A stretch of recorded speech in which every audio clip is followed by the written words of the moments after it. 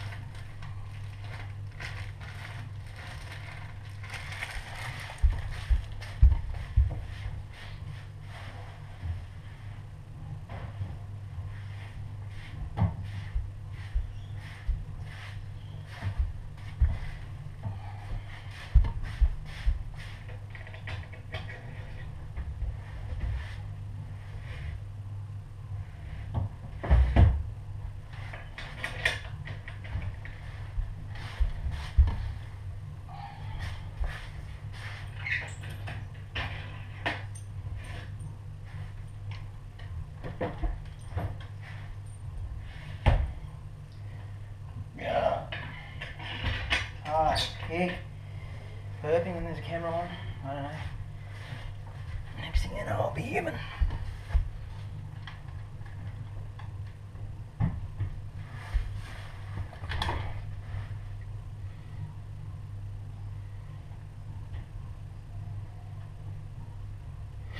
This guy's probably 4 kilo and very close to 9 foot, 8 or 9 foot. We'll put it this way, when you're using him in shows, lifting him up with a hook, you nearly break the hook. The hook struggles. I struggle. And this guy's relatively tame, but the reasons why I'm reluctant to use him in shows or whatnot is there have been times when he's sitting there acting like a pussycat and he turns around and takes a pot shot at me without any warning. So I fired him.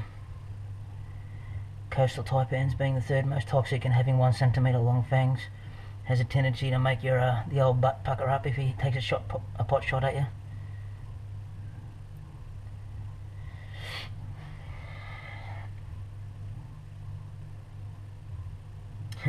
I'm sitting here doing this and I look up and all my monitors are just staring at me going, I want to eat that.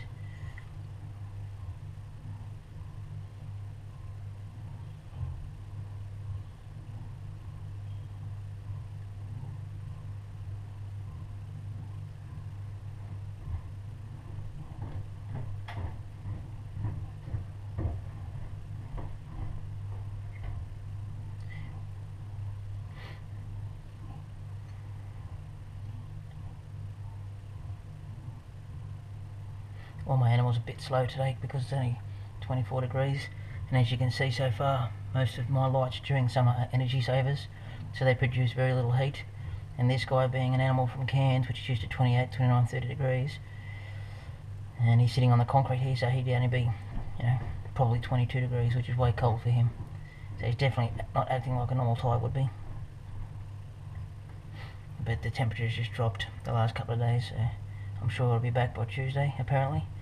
Tomorrow's going to be really, really shitty and windy to go with it, so I won't bother putting hot globes in yet, because then, I'll go and get a day of snake calls, be out 20 hours and come back and half my animals are cooked. So I usually leave it to April before I change the globes over. April or May.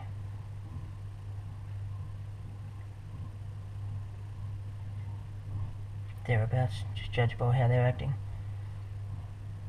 This guy's gone very dark because of that too. He's usually really beautiful and light colour.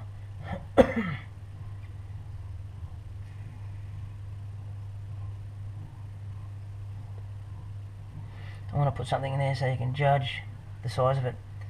Probably just looks like a normal taipan. I dropped my phone in there, but the bastard would probably eat it. Give you an idea how big his head is to the iPhone. His head's nearly as big as my iPhone, put it that way.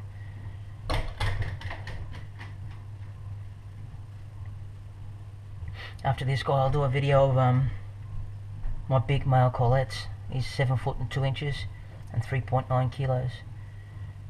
He's a heavyweight. He's a bullfed.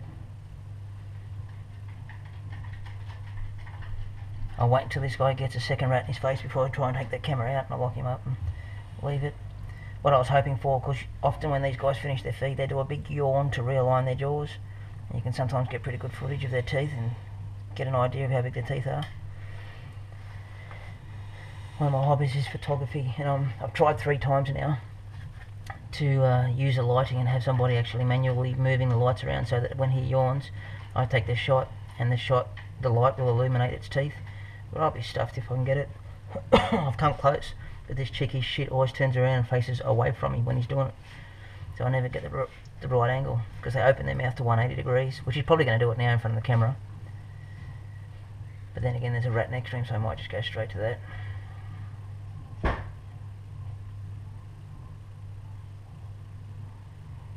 Yep, that rat that he just ate was like a snack to him. He's used to eating 500 gram rats, not 200 gram rats. Okay, see how he's aligning his jaws then? See, that'll be right. He'll go and put his face at a shot and then do it.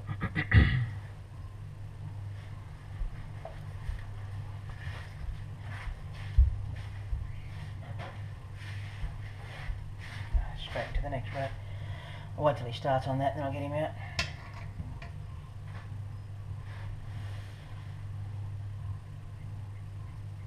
Not get him out, get the camera out.